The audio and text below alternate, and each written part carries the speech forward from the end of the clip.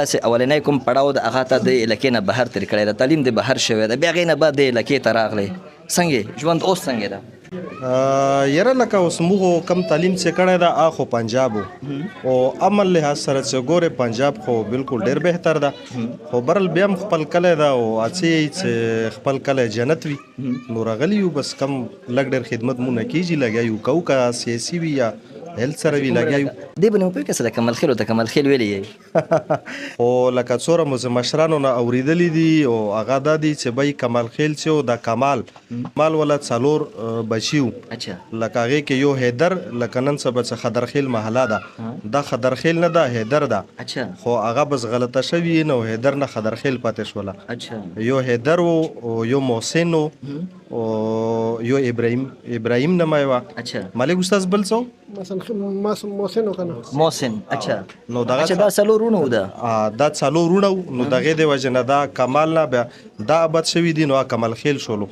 او دا څلور چې غټ دوله بچي او دا غټې محلې دوله جوړې دي او بل دا لږ ډېر څه کم رغلي دي کمال خیلو ته بیا لاره داره نه رغلي دي او ابد شوي دي. اچھا اصل څلور کورنۍ دا دي د کمال دا خیل. تاسو کلي کې چې کوم زیارت تاریخي غونې زیارت او دا خو دور کمال بابا وتی او دا محمود غزنوي طرف نه دا رغلي دي او دلته بد شوي دي. سکول ایجوکیشن وغیره شته؟ مدرسه هم شته ده او یو دوې مدرسې نورم کلي کې شته دي، ټیک ده. او ایجوکیشن هم ښه ده، ټیک ده، خو لغونې ښځو ته هم تکلیف شته ده.